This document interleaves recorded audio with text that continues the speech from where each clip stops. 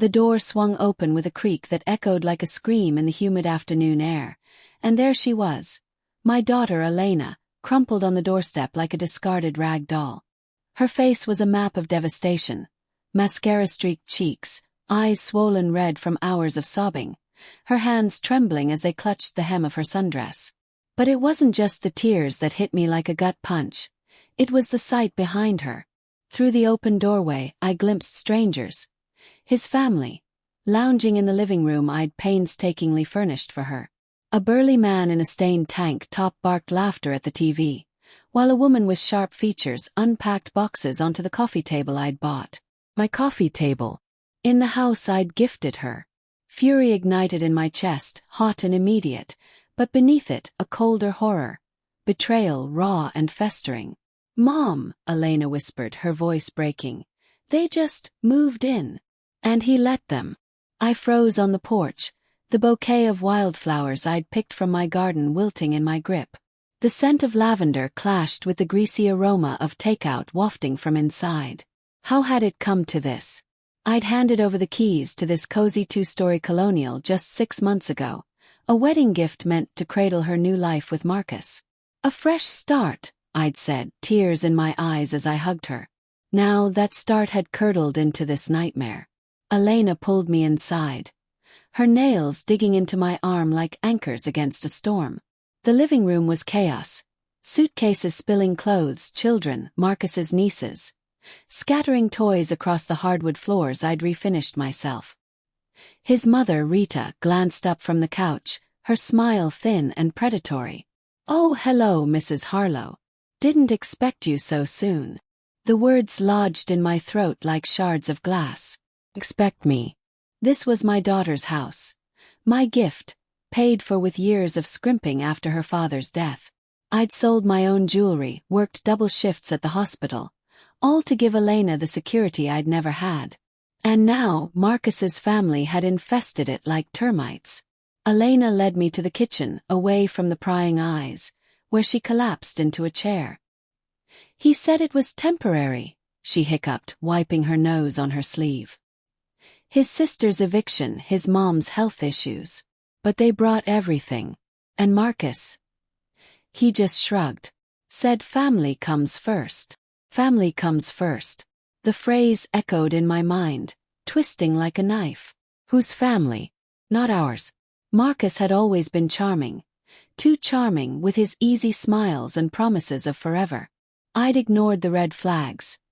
His vague job history, the way he'd eyed the house during visits, asking about property values with feigned casualness. Denial had been my shield. I wanted Elena happy after her string of bad relationships. But now, seeing her like this, the shield cracked. Anger surged not just at him but at myself. How could I have been so blind? I pulled her into a hug, her sobs soaking my blouse, and whispered, "We'll fix this." But inside, a darker voice whispered back, "Fix it how? With words. Or something sharper." As the afternoon dragged on, I pieced together the story from Elena's fragmented whispers. Marcus had invited his sister and her kids over, just for the weekend 2 weeks ago. Then his mother arrived with her oxygen tank and a U-Haul of belongings, claiming her apartment was unlivable. Elena had protested, but Marcus gaslit her. "You're being selfish, babe. It's our house now, community property." House. The words burned. I deeded it solely to Elena to protect her, but under state law, marriage muddied that. His family treated it like a free hotel, blasting music late, leaving dishes piled high, and worst of all, sidelining Elena in her own home. "They talk about me like I'm not there," she said, her voice hollow. "Rita said I should be grateful, that without Marcus, I'd still be in that crappy apartment." Humiliation washed over me in waves. This wasn't just about the house. It was erasure. My sacrifices, Elena's dreams, reduced to footnotes in their entitlement. I paced the kitchen, the linoleum cool under my feet, while outside, laughter boomed from the living room. Marcus sauntered in then, his athletic build filling the doorway, that boyish grin plastered on like cheap wallpaper. "Hey, mom-in-law. Staying for dinner?" Mom's making her famous lasagna. His eyes flicked to Elena, a warning glint beneath the charm. Everything okay here? I forced a smile, my teeth grinding. Just catching up.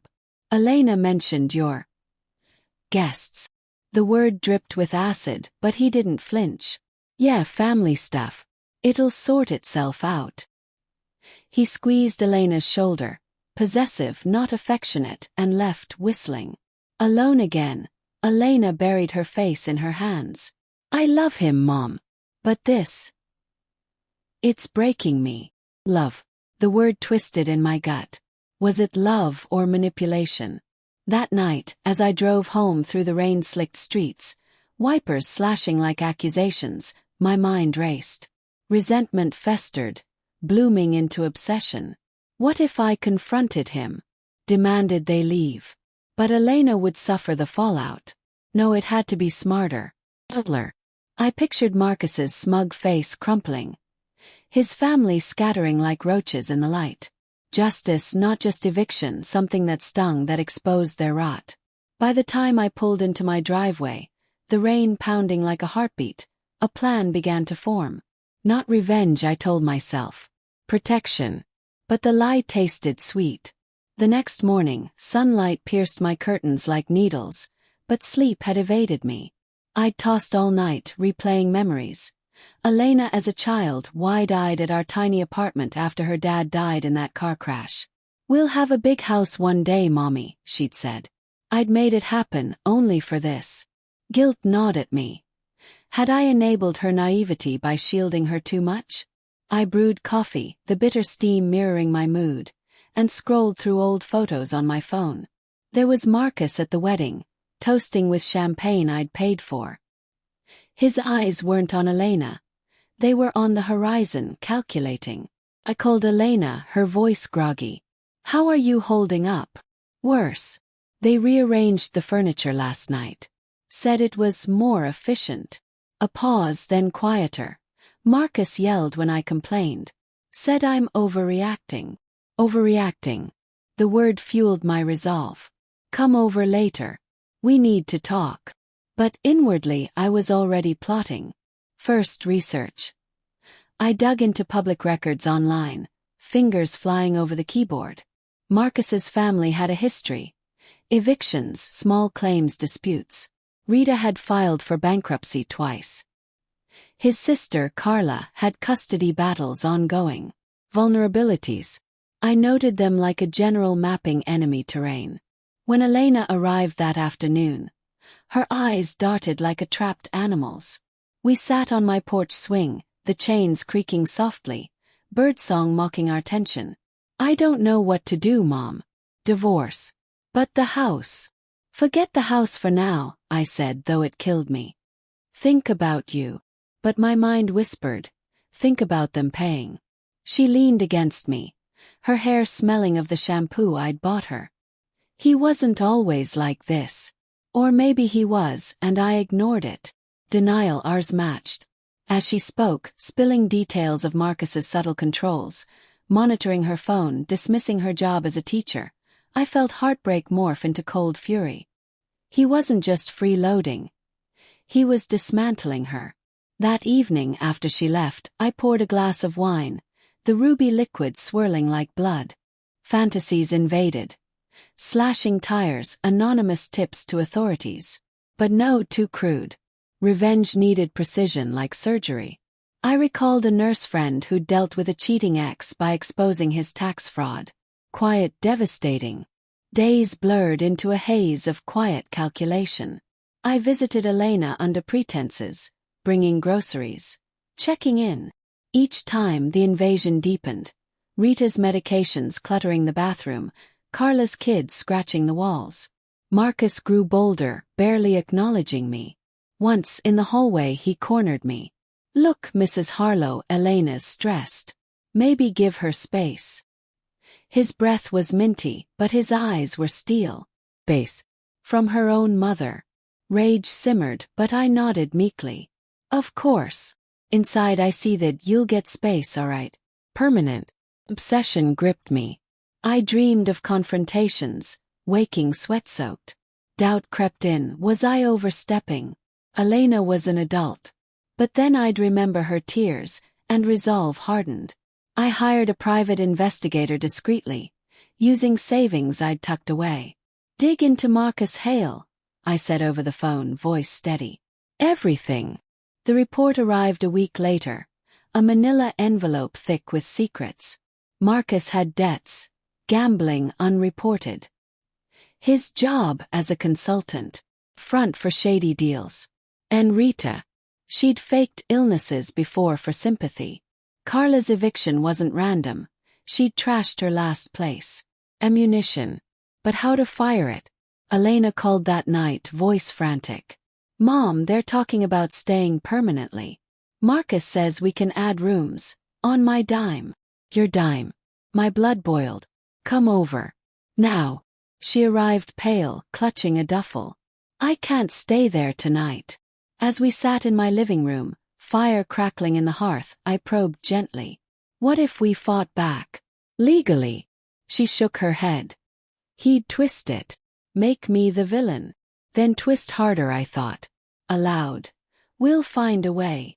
That night, as she slept in her old room, I sat at my desk, lamplight casting shadows like conspirators.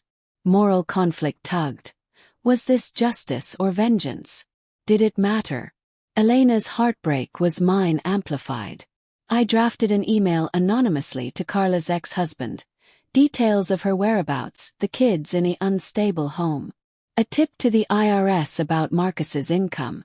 Small seeds, planted in fertile soil. Suspense built slowly like storm clouds gathering. I waited, heart pounding at every phone ring. Elena returned home warily, reporting uneasy silences. They're whispering a lot. Let them squirm. Then the first crack. Carla received a custody summons. From nowhere, Elena said, confused. Marcus blamed bad luck. I smiled inwardly. Luck had nothing to do with it. Rita's health claims drew social services scrutiny. Another anonymous nudge. Tension mounted. Arguments echoed through the house.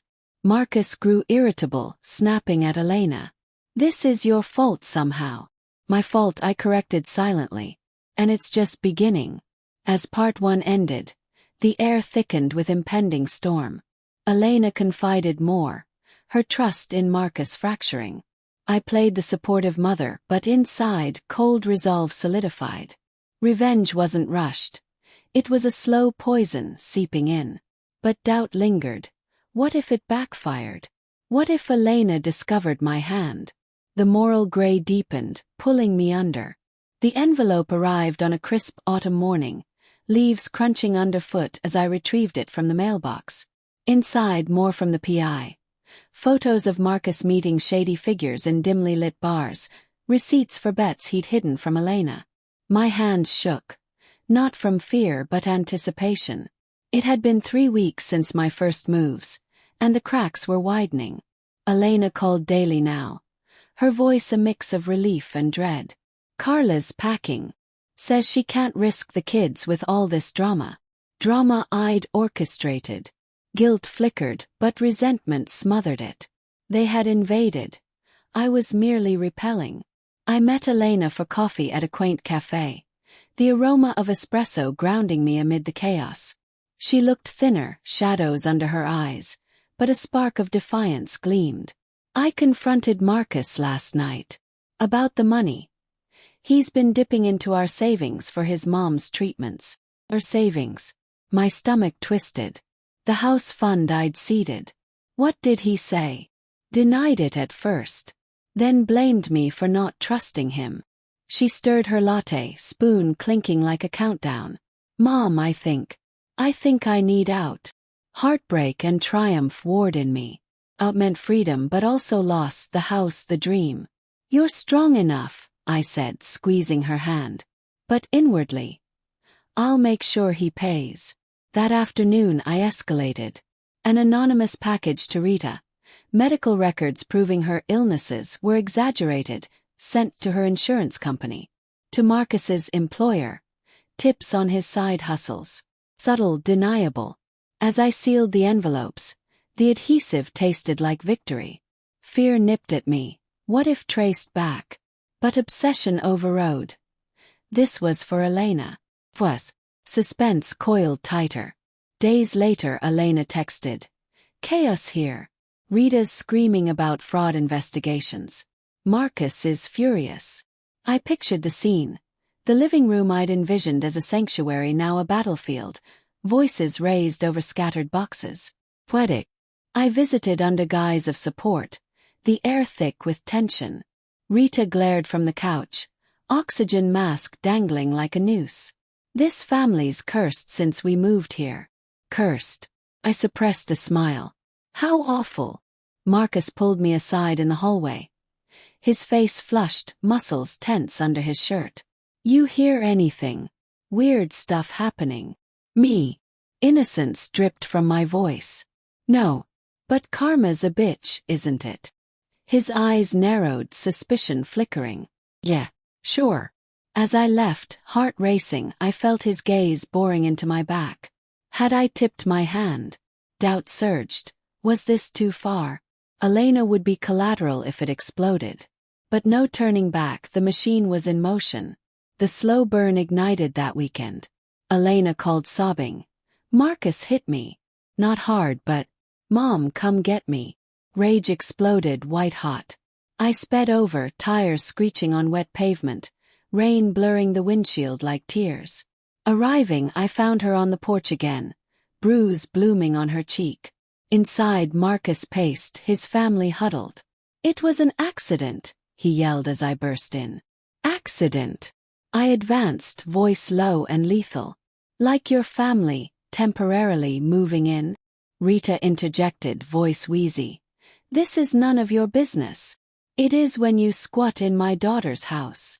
The truth spilled, raw and unfiltered. Elena gasped, but I continued, unleashing months of suppressed fury. I know about the debts, the lies. Get out. All of you. Marcus lunged forward, but Elena stepped between us. She's right. We're done. The room erupted. Accusations flying, Carla grabbing her kids, Rita wheezing protests.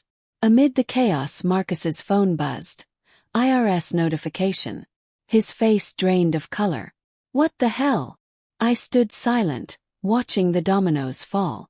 Police arrived, Elena's call, escorting them out amid shouts.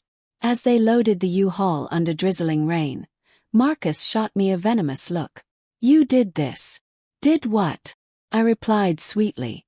Protected my family. Elena hugged me tight as they drove away, tires splashing puddles. How did it all unravel so fast? Luck, I murmured. But inside, triumph mixed with guilt. Had I crossed into villainy? We reclaimed the house that night, scrubbing away their traces. The greasy fingerprints on walls, the stale smoke in curtains. Elena cried, but cathartically. I feel free, Mom. But, scared. Me too, I admitted, vulnerability cracking my facade. Moral conflict peaked. My actions had saved her, but at what cost to my soul? Obsession had consumed me. Now, emptiness loomed. Weeks passed, the house restored, Elena filing for divorce. Marcus fought dirty, claiming half the property, but my foresight in deeding it to her held. Then the twist, a knock at my door one evening. A detective, badge gleaming under porch light. Mrs. Harlow. We have questions about anonymous tips regarding Marcus Hale. My blood ran cold. Traced. Heart pounding, I invited him in, mind racing. Tips. Leading to arrests, fraud, assault charges from Elena. But the sources, suspicious. Denial rose, but he continued. We think Marcus orchestrated some himself.